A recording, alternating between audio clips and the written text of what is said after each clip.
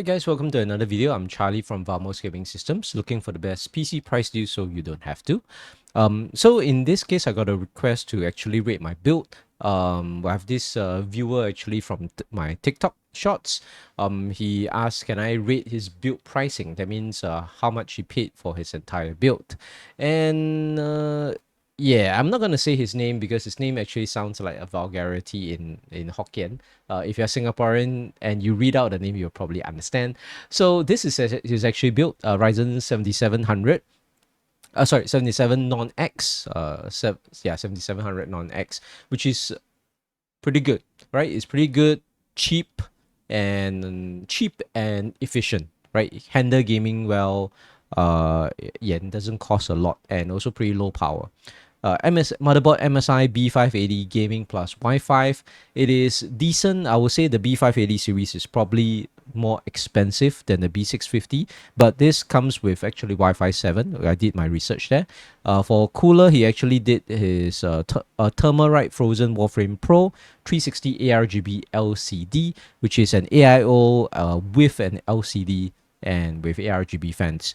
So it looks expensive, but the actual retail price for it on, I believe Dynacore is only about 150 plus. So it's actually a pretty good price for an AIO with an LCD screen.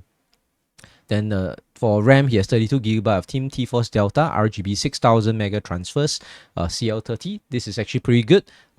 It's one of the best budget RGB RAM. I have the same exact 2 sticks of RAM in my current system. For graphics card, he has the MSI GeForce RTX 5070 Ti 16GB gaming trio. I think this is okay. I'm okay with 5070 Ti's. This is I don't think this is the cheapest 5070 Ti. So I'm like it's okay. For SSD, he has a AData Legend 860 1TB only, 1TB, 6000 megabytes per second, Gen 4 NVMe, M.2. This is okay. So in terms of NVMe SSD, this is actually a good selection. It's actually cheap, one of the cheapest during my research. But 1TB is just too little for his overall budget. And for the power supply, he has the Thermalright TR-SG 850S, 850 watt, 80 plus Go. It is again is okay because for the price of 850 watts, for the price I think it's 125 SGD, it is okay. But the problem is that this is actually a tier C power supply. So given his graphics card is actually close to the high-end graphics card, yeah, I'm like maybe you can get a better tiered power supply. For case, he went with the Lianli O11 Vision Compact Black ATX casing. This is, I'm like, it's not bad. It's priced at 165. So among Lianli cases, it's not too expensive along the O11 cases. My gripe is that $165, it doesn't come with any RGB fans. So as seen here, he actually needs to add 8 120mm ARGB fans. So that will add into the cost of everything. The Wi-Fi 6.6E, I think it's additional because his motherboard already has Wi-Fi 7 built in, so doesn't need that. Also has Bluetooth built in. Windows 11 home unactivated is actually free of charge unless you pay for activation key, which you can buy from those online websites, about $30 to $35. So the total he paid for it is 2,349 SGD. So I actually look at all the parts.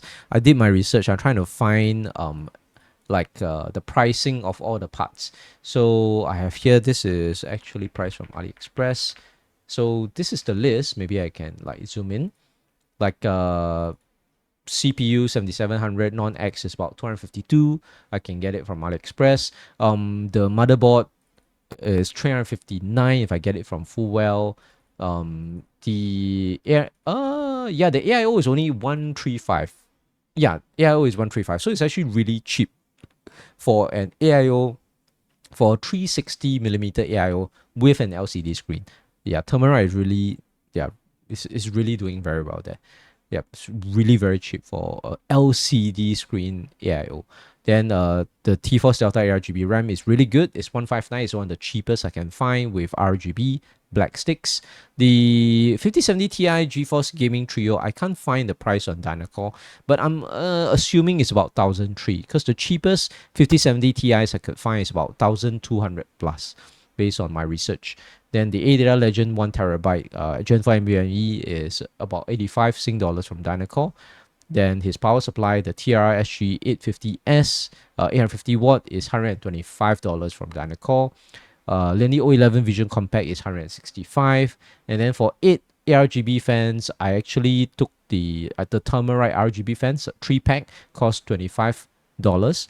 So I multiply by 3 of it because you need 8 fans means you need 9 of the 9 fans basically. So because each of those packs come in 3 packs, so 369, you need 3 of them, so 3 times 25, you need $75. Windows 11 is free, so he paid $2,349. But if you add the total here, what I have to pay, if I were to add everything based on my calculations, I have to pay $2,655. So his build price is actually at a 300 Sing dollars discount from what I would be paying if I were to buy all these parts individually myself. So it's actually pretty good. Yep. But I was looking at this list. I was wondering, can I do better, right? Can I do better? Maybe upgrade some of his parts, change some of his parts out, save some money here and there, and then divert the money to either a better GPU or a better CPU or better SSD and so on and so forth, or maybe better power supply and so on. So this was my initial list that I gave him. So okay, that was, is it this one? Let me see. Yeah, so this was my initial list. Maybe space this out. Okay, so 7700 again from AliExpress, that will cost around 252. For the motherboard, I downgraded it, so I went with a way cheaper motherboard, a B650 Eagle AX from Gigabyte. I can actually get even cheaper motherboards from AliExpress. The Chinese brands, I can get a B650 motherboard as cheap as like 150 to 140 Sing dollars after shipping. But the problem with those Chinese motherboards is that I have a Jingyue motherboard in one of my systems. The BIOS is not the best. They do have BIOS update, but when you look through the BIOS selection, the features are very minimal. They don't have like fan speed control. I don't even think they have BIOS flashback, which is an issue. Yeah, so the BIOS is it's not dodgy, it works, but it's not as fully featured as from the major Taiwanese manufacturers like Gigabyte, ASRock, Asus, and so on and so forth. So I would spend a little bit more and get a better motherboard that comes with a better BIOS. So Gigabyte motherboard here. So from the Tech Yard, it costs $225. It has a Wi-Fi 6E, so it's not Wi-Fi 7. Then for the AIO, I actually saved a little bit of money. Actually, I saved quite a fair bit of money. I saved about $100. So I went with a Thermalright as well, an Aqua Elite 240mm V3 Black. It comes with 2 ARGB fans, so it's 2 fans. This only costs $60, like $60 for an AIO. For the 7700 is a very low power CPU, so even an air cooler can handle it. I think we can go for a cheap air cooler like $45 and so on. But I think for this particular viewer, he wanted an AIO because he chose a 360 AIO with an LCD screen, so aesthetics are really nice. Yeah, then so we're still going with AIO, but I ditched the LCD screen, save money, went for $60 AIO. Again, very cheap AIO as well. Then for the RAM, we said exactly the same. I really like his RAM there because that's the cheapest 6000 CL30 ARGB black RAM that I could find, even from Amazon or in similar shops. For the GPU, he did mention that he wanted to stay with a 5070 Ti because I did give him an alternative build with a 9070 XT, which actually is cheaper. But he mentioned that he wants a 5070 Ti. So actually, I went with the cheapest 5070 Ti I could find, which is the MSI RTX 5070 Ti, the Shadow 3X OC edition. Only priced at $1,229 from Dynacore. So this is the cheapest 5070 Ti I could find. For the NVMe, this is where I upgraded. So the same NVMe ADATA Legend 860, but I went with 2 terabyte instead of his 1 terabyte of 6000 megabytes per second Gen 4 because you can see the price is not much higher. It's only at 155 because previously his 1 terabyte would cost 85 Sing dollars. So by about, yeah, it's slightly less than double the price. We get double the capacity. And if you're a gamer, you will know that modern games are really huge. So a 2 terabyte SSD, I would say, is the bare minimum if you are using, like if you are an active gamer, so to say, unless you only play like 1 or 2 games, like you only play Overwatch, you only play Valorant, you only play CS2, and you don't play any other games, then 1 terabyte is enough for the OS and your few games. But once you have more than a few games inside, 2 terabyte, I believe, is the bare minimum. Personally, I would prefer 4 terabytes if we can, because when you're spending like so much, like over 2,000 Sing dollars, a 4 terabyte NVMe SSD would cost probably about 300 over. So it's about double the it's more than double the price of a 2 terabyte NVMe SSD. So the better play would be to go for two terabyte sticks, because each one is 155, right? So if you multiply by two of them, you're only paying like $310. Then you get 4 terabyte of NVMe, two times 2 terabyte sticks. You get 4 terabyte of storage for, I mean, double the price, but it's still cheaper than buying a single 4 terabyte stick. Because I believe a single 4 terabyte stick would cost about 350, around 300 plus. Yeah. Okay, then moving on for the power supply, I actually downgraded because I went with a cheaper power supply, but this is rated tier B power supply in the SPL PSU tier list. So it's from Cooler Master, the G800. So it's only 800 watt, Go non-modular power supply, also black at $105. So slight savings there from Laser Distributor, but it's a tier B PSU. So the higher tier the PSU, the safer it is for your GPU and CPU, especially if you're running a very high power GPU or very expensive GPU. So the better power supplies, they have more inbuilt protections that protect your GPU against random power spikes. So yeah, so it's better for if you have expensive GPU, which I consider, like when you're spending more than 1,000 Sing dollars on a GPU, it is pretty expensive. For the case also, I went with a much cheaper case. I went with the Fantex XT View with a tempered glass. It comes with 3 RGB fans, and the cheapest I can find is $99 from Dynacore. Personally, this is a really nice case. I have the white version myself, and I believe I uploaded a screenshot of one of my clients building in this exact Fantex XT View case, a fully white theme version. So it's a really nice case. It comes with a nice ARGB strip like at the bottom of the tempered glass. Yeah, the 3 RGB fans would means that you don't need to add any additional fans, because our AIO here already comes with 2 fans, so it'll be mounted at the top. So the existing Fantex fan, 1 exhaust and maybe 2 additional intake and so on. Yeah, the 2 intake fans at the side and 1 exhaust is, yeah, it's more than enough. We already have, then that means your total system will have 5 fans. His original system, he had 8 ARGB fans, and his AIO had 3. So it's 8, 9, 10, 11. He had a total of 11 fans for his system, which is, it's I mean, it's overkill, but I mean, yeah, it's good airflow. Yep. So moving on, this particular motherboard doesn't come with Bluetooth, even though it comes with Wi-Fi. So to add Bluetooth is actually really cheap. You can search on AliExpress, and I say $7 Sing dollars is more than enough to buy a simple Bluetooth dongle plus shipping fee and all that. Then Windows 11, again, is free. You can download from Microsoft. So my total build cost for all these parts combined is $2,297. So compared to what he paid, $2,349, we saved about 100. No, not 100. About 50 SGD.